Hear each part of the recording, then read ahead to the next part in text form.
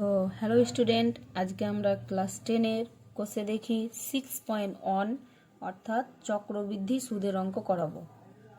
এর আগে আমি সরল সুদ তোমরাকে বুঝিয়েছি। তো সরল সুদ যারা দেখোনি তারা আমার ডেসক্রিপশন বক্সে লিংক দেওয়া আছে, দেখে নিতে পারো। তো সরল সুদ শিখেছো, আজকে আমরা শিখব চক্রবৃদ্ধি সুদ। তো সরল সুদ আর চক্রবৃদ্ধি সুদটা কি জিনিস সেটা আমরা একটু বুঝে নেব। এই চক্রবৃদ্ধি সুদটা আসলে কি সেটা না বুঝতে পারলে কিন্তু অঙ্ক বুঝতে পারা যাবে না। তো ধরো আমি ধরলাম যে আসল হয়তো 5,000 টাকা, ঠিক আছে। চক্রবৃদ্ধি সুদটা কি সেটা একটু বুঝে নাও, তাহলে অঙ্ক জলের মতো সহজ হয়ে যাবে। ধরি আসল 5,000 টাকা, ঠিক আছে। সুদের হার হয়তো 10%, ঠিক আছে। আর সময় হয়তো 1 বছর বলেছে। তাহলে সরল সুদটা আমরা কি করেছি, সুদ কি করে বেরিয়েছি, সরল সুদ। তাহলে সরল সুদ কি হয়, I=, কি হয়, PTR/100। তাহলে পি মানে কত, এখানে পি মানে হচ্ছে 5,000, মানে আসল কত 5,000, ইন্টু টি মানে কত 1, ইন্টু আর মানে কত 10, আর বাই কত 100। তাহলে PTR/100, তাই তো। তাহলে এখানে দেখো দুটো শূন্য কেটে দাও। তাহলে 50কে যদি 10 দিয়ে গুণ করা হয় পাবো কত 500। এটা যদি 1 বছরে বলি, মানে আমি যদি 5,000 টাকা কোথাও জমা রাখি, কোনো ব্যাংকে হয়তো 5,000 টাকা জমা রাখলাম, আমাকে হয়তো 10% হারে সুদটা দিল। তাহলে প্রথম বছর আমি সুদটা পাবো কিন্তু 500 টাকা। এটা প্রথম বছরের সুদ, প্রথম বছরে। এবার যদি দ্বিতীয় বছরে দেখি, দ্বিতীয় বছরের সুদটা, তাহলে দ্বিতীয় বছরের সুদটা কি হবে, দ্বিতীয় বছরে আবার কিন্তু, তাহলে দ্বিতীয় বছরের সুদটা কি পাবো, মানে আমি যদি 1 বছর টাকাটা রাখি তাহলে 500 টাকা সুদ পাবো। আবার আরও যদি 1 বছর রাখি তাহলে কি পাবো, তাহলে এই যে 5,000 টাকাটা রেখেছি, তাহলে এই 5,000 টাকার ওপরেই কিন্তু আমাকে সুদটা দিবে। তাহলে 5,000 টাকার ওপরেই যদি আমাকে সুদটা দেয়, তাহলে আবার কিন্তু পাচ্ছি 500 টাকা, ঠিক আছে। আবার যদি টাকাটা আমি রেখে দিই, তাহলে তৃতীয় বছর, মানে 3 বছরে, তাহলে তৃতীয় বছরে আমি কত পাবো, তৃতীয় বছরেও কিন্তু আমি সেই কত পাবো 500 টাকাই পাবো। বুঝতে পেরেছো, মানে 5,000 টাকা যদি আমি কোনো ব্যাংকে রাখি, সুদের হার যদি 10% থাকে, তাহলে সরল সুদ, ওই ব্যাংক যদি আমাকে সরল সুদে দেয় টাকাটা, তাহলে প্রথম বছরে 500 টাকা দিবে, দ্বিতীয় বছরে 500 টাকা, তৃতীয় বছরেও 500 টাকা। তাহলে মোট সুদ কত টাকা হচ্ছে, সরল সুদ যদি আমাকে দেয় তাহলে মোট সুদ হবে 500 500 500, তার মানে কত 1,500 টাকা। বুঝতে পেরেছো, 1,500 টাকা। এটা কি করে হলো, মানে আমার যে আসল থাকবে, আসলের ওপরই কিন্তু আমাকে সুদটা দিবে, ঠিক আছে। 5,000 রেখেছি, 5,000-এর 1 বছরে পাবো 500, আবার ওই 5,000 টাকার জন্য আবার 1 বছরে পাবো 500, আবার ওই 5,000 টাকার জন্য পরের বছর আবার পাবো 500, তাহলে মোট হলো 1,500 টাকা। এটা হলো সরল সুদ।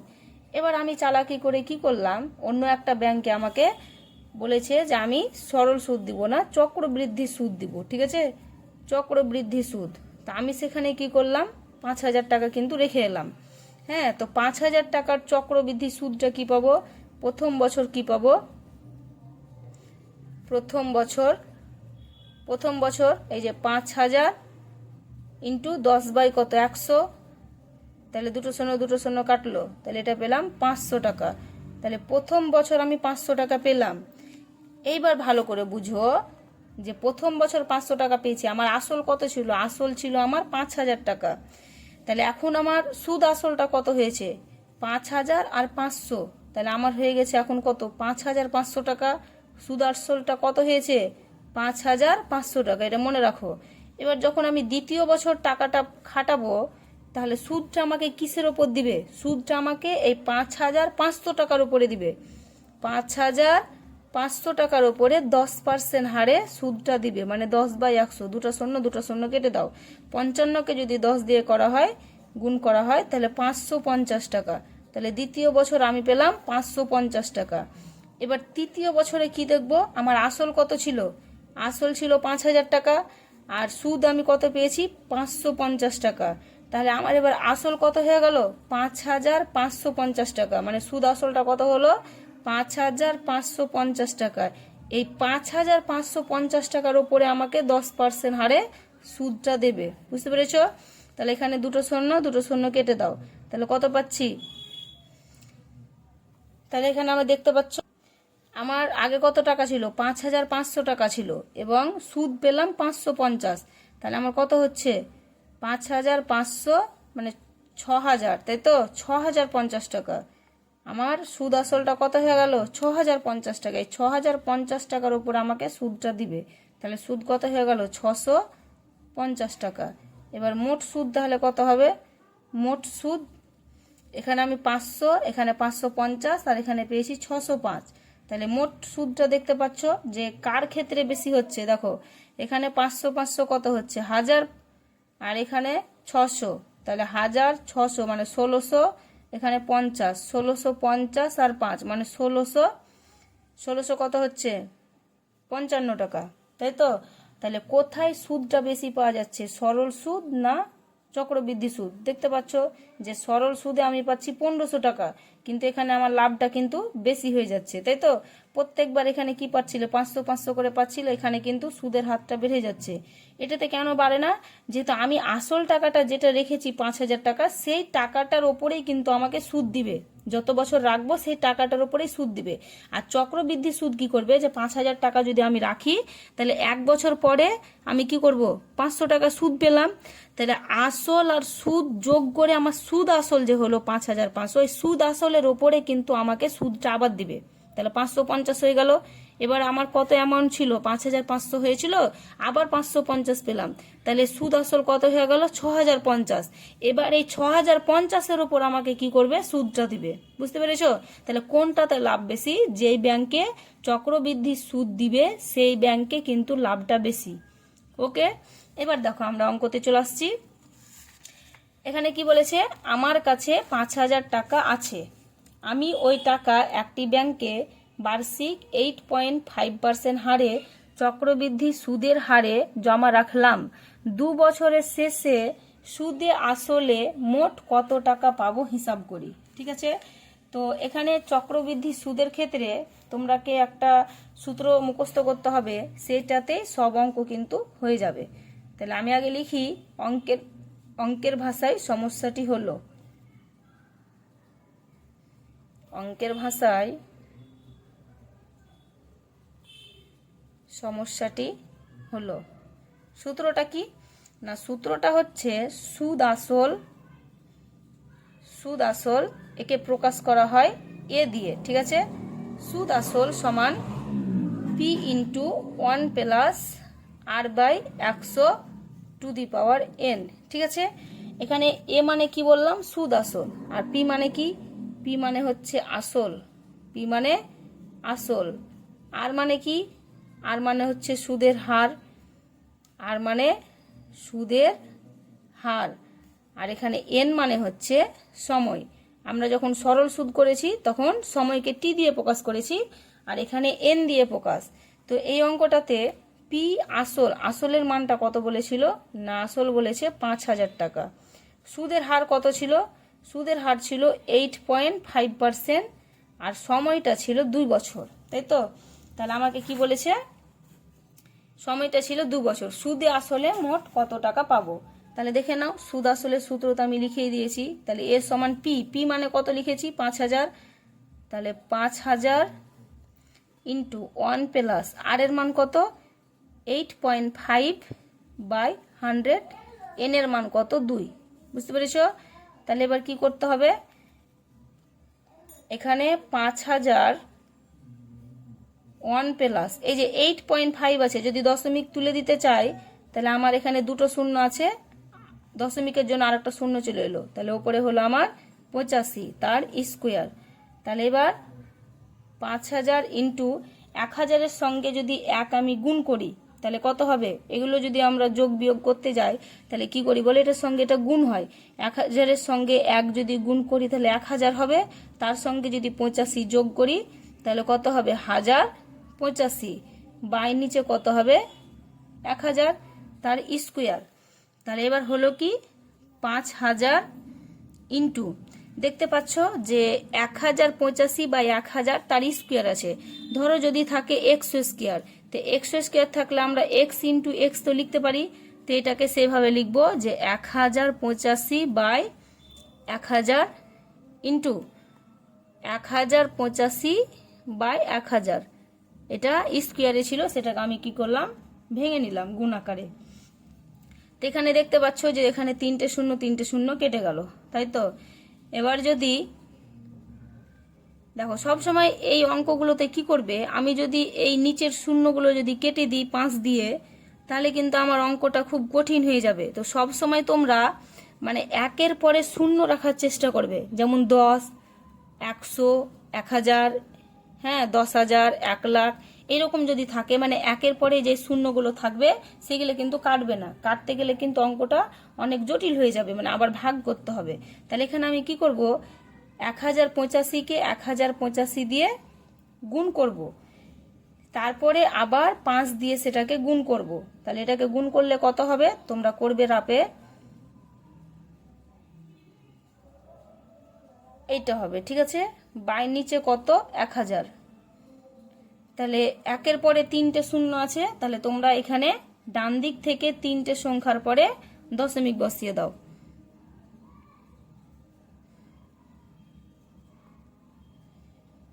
ডান দিক থেকে 3টে সংখ্যার পরে দশমিক বসিয়ে দাও, তাহলে এত টাকা, বুঝতে পেরেছ। 5886.125, ঠিক আছে। তাহলে আমাকে জানতে চেয়েছিল কি যে সুদ আসল কত হবে, তাহলে লিখে দিবা যে অতএব, আমার তার জায়গা নেই, অতএব নির্ণীয় সুদ আসল হলো এত টাকা, বুঝতে পেরেছ। নেক্সট দেখো 2 এর অঙ্কটা কি বলেছে, বলছে 5000 টাকার বার্ষিক 8% চক্রবৃদ্ধি সুদের হারে 3 বছরের সমূল চক্রবৃদ্ধি কত হবে। দেখো এর আগে আমাকে একের অঙ্কটা বলেছিল যে সুদ আসল কত হবে, সুদে আসলে কত হবে। তো সুদে আসলে বা সমূল চক্রবৃদ্ধি এটা কিন্তু একই কথা, সুদ আসল বলুক বা সমূল চক্রবৃদ্ধি বলুক সেটা কিন্তু একটাই, সমূল চক্রবৃদ্ধি মানেই কিন্তু সুদ আসল, ঠিক আছে। তাহলে কোশ্চেন নাম্বার 2 করবো আমরা, দেখে নাও। তাহলে আমি লিখি অঙ্কের ভাষায় সমস্যা, দেখো আমি লিখে নিয়েছি অঙ্কের ভাষায় সমস্যাটি হলো a = p × 1 + r/100^n। তাহলে এখানে p মানে কত, এখানে p মানে আসল, তাহলে আসল কত ছিল, আসল ছিল 5000 টাকা, তাই তো, p মানে 5000 টাকা। তারপরে r এর মান কত ছিল 8%, এবং n এর মান মানে সময়টা ছিল 3 বছর। তাহলে দেখো এখানে বসিয়ে দাও সূত্রতে মানটা, 1 + r এর মান 8, তাহলে 8/100। n এর মান কত, n মানে এখানে সময় আমি বলে দিয়েছি, তাহলে ওর মান হচ্ছে 3। তাহলে এটা হবে 5000 ইন্টু, দেখো 100-র সঙ্গে যদি 1 গুণ করো তাহলে কত হবে 100, তার সঙ্গে যদি 8 যোগ করো তাহলে 108/100, তার মাথায় 3। তাহলে 5000 ইন্টু, তাহলে এটাকে কি করব আমরা, কিউব আছে মানে 3 বের গুণ করব, 108/100 ইন্টু 108/100 ইন্টু 108/100। দেখো 3টে শূন্য আর এই নিচের 3টে শূন্য কেটে দাও। আমি আগেই বলেছি যে একের পরে শূন্যগুলো কাটার প্রয়োজন নেই, নাহলে কিন্তু অঙ্ক খুব কঠিন হয়ে যাবে। তাহলে আমার 108, 108, 108 3 বার গুণ করতে হবে, তাই তো।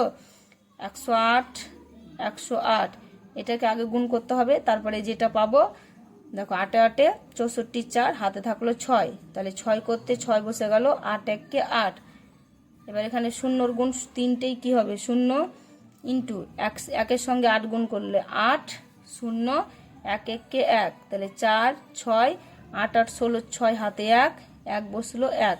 আবার এটাকে 108 দিয়ে গুণ করতে হবে, তাহলে 4 8 32 2, হাতে 3, 6 8 48 আর 3 51 1, হাতে 5, আবার 6 8 48, 48 আর 5 53, তাহলে 53 3, হাতে 5, তাহলে 8 1 8 আর 5 13, 13 3, আবার হাতে 1, 8 1 8 আর 1 9, ইন্টু এখানে 0 0 5টা 0 3 4 5, ইন্টু 4 1 4 ছয় একে ছয়, ছয় একে ছয়, এক একে এক, এক একে এক, তাহলে থাকলো কত 2, 1, 4 আর 3 7, 6 আর 3 9, 9 আর 6 15, 5 হাতে 1, 1 1 2 1, তাহলে এটাকে আবার কত 5 দিয়ে গুণ করতে হবে। তাহলে 5 দুগুণে 10 এর 0, হাতে 1, 5 একে 5 আর একে 6, 5 7 35 এর 5, হাতে 3, 5 9 45 আর 3 48 এর 8, হাতে 4, 5 5 25 আর 4 29 এর 9, হাতে 2, 5 দুগুণে 10 আর 2 12 2, হাতে 1, 5 একে 5 আর একে 6। ঠিক আছে, তাহলে গুণ করে কত পেলাম 6 2 9 8 5 6 0। বাই নিচে এখানে দেখো 100 আছে, 100 সঙ্গে যদি 10 গুণ করা হয় তাহলে হবে 1000। এখানে এবার একটা শূন্য কেটে দাও। তাহলে এখানে নিচে 100 হলো, তাহলে সংখ্যাটা যদি লিখি তাহলে দুটো শূন্য আছে, তাহলে ডান দিক থেকে দুটো সংখ্যার পরে শূন্য দিয়ে দাও, মানে 6298 টাকা। তা আমাকে অ্যান্সারটা জানতে চেয়েছে সমূল চক্রবৃদ্ধি কত হবে, তাহলে অতএব সমূল চক্রবৃদ্ধি হবে কত 6298.56 টাকা। বুঝতে পেরেছো? তো গুণগুলো অনেক বড় হবে এইভাবে, তাও তোমরা নিজে নিজে চেষ্টা করবে করার। ঠিক আছে, 3 নাম্বার দেখো কোশ্চেন বলছে গৌতম বাবু 2000 টাকা বার্ষিক 6% চক্রবৃদ্ধি সুদের হারে 2 বছরের জন্য ধার নিয়েছেন। 2 বছর পরে তিনি কত টাকা চক্রবৃদ্ধি সুদ দেবেন তা হিসাব করে লিখি। মানে চক্রবৃদ্ধি সুদ বের করতে বলেছে আমাকে, তাই তো? এর আগে আমরা কি করেছি, এগুলো সুদ আসল বের করেছি, সুদ আসল বা সমূল চক্রবৃদ্ধি, কিন্তু আমাকে এবার সুদটা কত দিবে সেটা বের করতে দিয়েছে। তাহলে দেখো কি করব। তাহলে আমরা কি জানি অঙ্কের ভাষার সমস্যাটি, দেখো অঙ্কের ভাষার সমস্যাটি হলো, এবার এ মানে কি জানি আমরা, এ মানে জানি P into 1 plus R by 100 to the power n. এটা কি সুদ আসল, তো সুদ আসল এর সূত্র হচ্ছে এটা সুদ আসল। সুদ আসল থেকে যদি আমরা, আচ্ছা সুদ আসলটাই আমরা আগে বের করি। ঠিক আছে, তাহলে সুদ আসল যদি বের করি, তো আমার এখানে আসল কত ছিল, আসল পি এর মান কত ছিল বলো, পি এর মান ছিল 2000 টাকা, আর এর মান কত ছিল না, আর ছিল 6% এবং এন এর মান ছিল 2, তাই তো? তাহলে 2000 ইন্টু 1 প্লাস আর এর মান 6/100 তারপর স্কোয়ার, তাহলে 2000, এখানে দেখো 100-র সঙ্গে 1 যদি গুণ করি তাহলে 100, তার সঙ্গে 6 যদি যোগ করা হয় তাহলে 106/100 তার স্কোয়ার, তাহলে 2000 ইন্টু, এটাকে আমরা কি করব ডবল লিখবো, স্কোয়ার আছে মানে 106/100, এখানে 3টে শূন্য, এখানে 3টে শূন্য কেটে দিলাম। তাহলে আমার 106 আর 106 এটাকে যদি গুণ করা হয় তাহলে 22,472 বাই নিচে কত আসবে 10, একটা শূন্য আছে নিচে, তাহলে ওপরে কি হবে আমার ডান দিক থেকে একটা সংখ্যার পরে দশমিক বসে গেল, মানে 2247.2 টাকা। এটা আমি কি পেলাম, এটা আমি পেয়েছি সুদ আসল। এ মানে কি, এ মানে আমরা জানি সুদ আসল। তাহলে এবার যদি আমরা চক্রবৃদ্ধি সুদটা বের করি, চক্রবৃদ্ধি সুদ, সুদ মানে কি সুদ আসল থেকে, মানে আমি ব্যাংকে যে টাকাটা রেখেছিলাম, যে সুদ সহ যে টাকাটা পেলাম, সেই টাকাটা থেকে আসলটা যদি আমি বাদ দিয়ে দিই তাহলে আমি সুদ কত টাকা পেয়েছি সেটা বেরিয়ে যাবে। মানে সুদ আসল মাইনাস আসল, তাহলে সুদ আসল কত হয়েছে, সুদ আসল আছে 2247.2 মাইনাস আসল কত, আসল হচ্ছে 2000, তাহলে টোটাল আমার কত হচ্ছে 247.20 এত টাকা, তাই তো? তাহলে চক্রবৃদ্ধি সুদ আমার বেরিয়ে গেল। নেক্সট দেখো 4এরটা বলছে 3000 টাকার বার্ষিক 9% চক্রবৃদ্ধি সুদের হারে 3 বছরের চক্রবৃদ্ধি সুদ নির্ণয় করো। 2 এর আর 3 এর অঙ্কটা একই রকম, চক্রবৃদ্ধি সুদ আমাকে বের করতে দিয়েছে। তো না 3 এর আর 4 এর অঙ্ক, এর আগে আমরা যেহেতু 3 এর করেছি এবার 4 এর। তাহলে আমরা কি জানি অঙ্কের ভাষায় সমস্যাটি হলো, লিখে নিচ্ছি।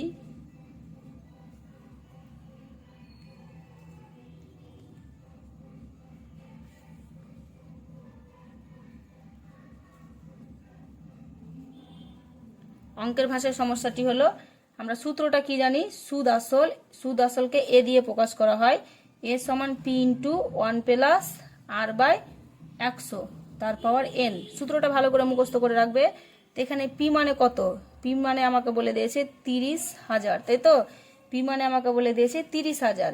আর এর মান কত, আর এর মান বলছে 9 এবং এন এর মান বলেছে 3 বছর। তাহলে 30,000 মানগুলো বসিয়ে দাও, 1 প্লাস আর এর মান 9 বাই 100, এন এর মান 3, তাহলে 30,000।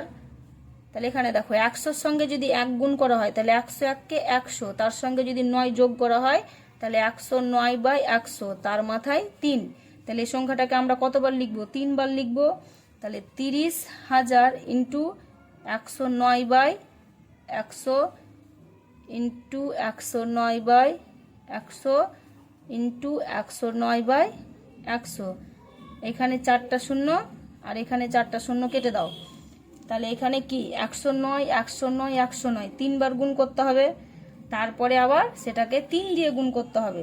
তাহলে আমার আসবে কত, 38 8 5 0 8 7, এটা গুণ করে আসবে, নিচে থাকবে আমার 100। তাহলে 100 এইটাকে আমি যদি দশমিকে প্রকাশ করি তাহলে হবে কত, নিচে 2টা শূন্য আছে, তাহলে ডান দিক থেকে 2টো সংখ্যার পরে দশমিক বসিয়ে দাও, এত টাকা। তাহলে এটা আমার কি বের হলো, এটা আমার সুদ আসল বের হলো। তাহলে সুদ আসল, তাহলে আমার চক্রবৃদ্ধি সুদটা কি করে বের করতে হবে, অতএব নির্ণীয় চক্রবৃদ্ধি সুদ। বলো সূত্র কি দিলাম, সুদ আসল থেকে আসলটা কি করব, বিয়োগ করে দেব। তাহলে সুদ আসল 38,850.87 মাইনাস 30,000, তাহলে কত হবে 8,850.87 টাকা। বুঝতে পেরেছো? তাহলে অতএব নির্ণীয় চক্রবৃদ্ধি সুদ 8,850.87 টাকা। নেক্সট দেখো, নেক্সট 5এরটা কি বলছে, বার্ষিক 5% চক্রবৃদ্ধি সুদের হারে 80,000 টাকার 2.1 বছরের সমূল চক্রবৃদ্ধি কত হবে তা হিসাব করে লিখি। তাহলে সমূল চক্রবৃদ্ধি মানে কি বলো, সুদ আসল, তাই তো, সমূল চক্রবৃদ্ধি মানে সুদ আসল, আমি আগেই বলেছি। তাহলে লিখে নিচ্ছি, অঙ্কের ভাষায় সমস্যাটি হলো, তাহলে এখানে a equal to P into 1 plus R by 100 to the power n, এটা আমার সুদ আসল। তো এখানে আমি কি করব, আমাকে যেহেতু এখানে বছরটা দেখো, বছরটা কিন্তু মানে কি মিশ্র ভগ্নাংশ দিয়েছে, আমাকে 2 বছর বা 3 বছর এরকম দেয়নি, আমাকে এভাবে মানে কি দিয়েছে, পূর্ণ সংখ্যা দিয়েছে। পূর্ণ সংখ্যা দিয়ে যদি বছর থাকে তাহলে আমাকে এখানে এন এর মান কিন্তু প্রথম এইটা ধরতে হবে, এন এর মান এই যে যেটা পূর্ণ সংখ্যা থাকবে 2 সেটা থাকবে। তাহলে এখানে পি মানে কত, পি মানে হচ্ছে আমার 80,000 টাকা, 80,000। আর আর এর মান কত বলেছে, আর এর মান বলেছে 5%। আর এন এর মান আমি কত ধরবো, প্রথম আমি এন এর মান 2 বছর ধরে করব, ঠিক আছে। তাহলে এই ইকুয়াল টু কত হবে, পি এর মান 80,000 ইন্টু 1 প্লাস আর এর মান 5/100 তার পাওয়ার 2 ইকুয়াল টু 80,000 ইন্টু 100-র সঙ্গে যদি 1 গুণ করা হয় তাহলে 101কে 100, তার সঙ্গে যদি 5 যোগ করি তাহলে 105/100 তার স্কোয়ার। তাহলে 80,000 ইন্টু কত হবে 105/100 আবার 105/100, এখানে 4টা শূন্য, এখানে 4টা শূন্য কেটে দিলাম।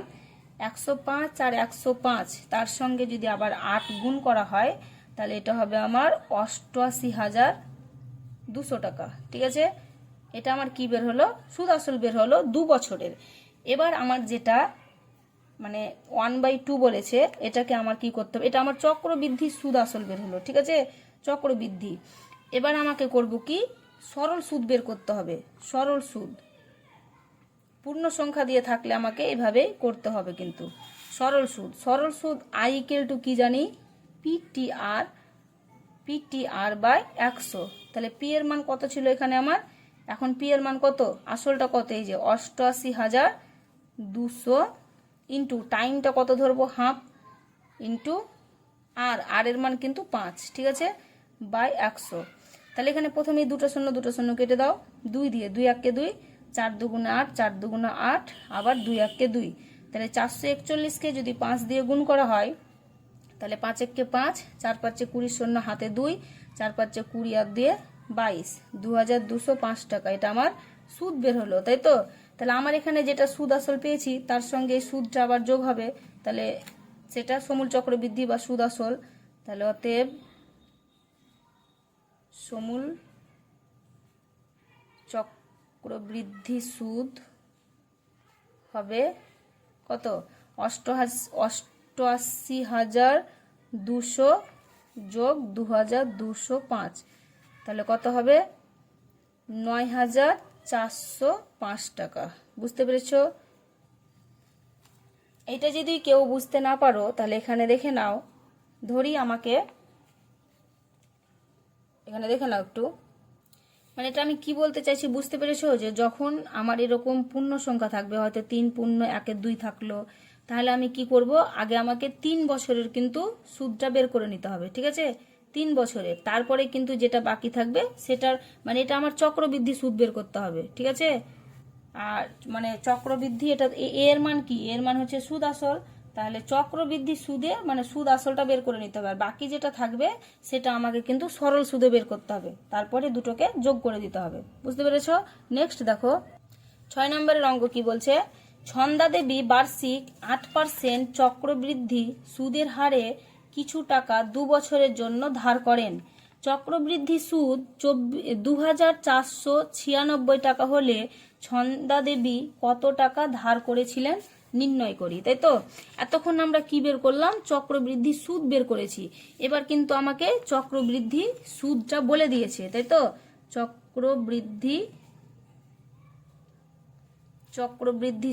চক্রবৃদ্ধি সুদ মানে কি? এ এর মান চক্রবৃদ্ধি।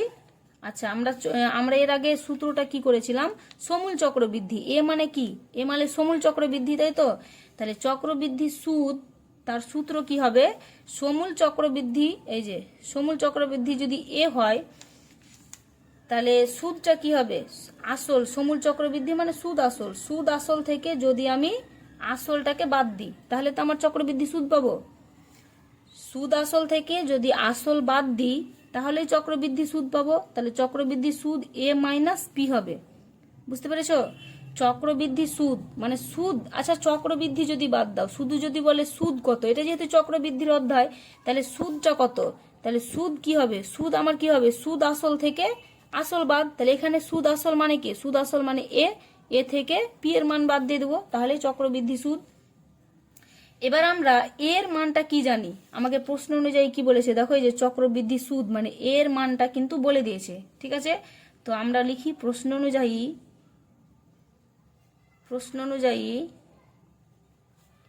এর সমান কি বলেছে? চক্রবৃদ্ধি সুদটার মান বলেছে, মানে এই যে এ মাইনাস পি। প্রশ্ন অনুযায়ী এ মাইনাস পি এটার মানটা কত বলেছে? 2,496 টাকা। বুঝতে পেরেছ? এই 2,496 টাকা এটা কিন্তু চক্রবৃদ্ধি সুদ মানে এ মাইনাস পি এর মান।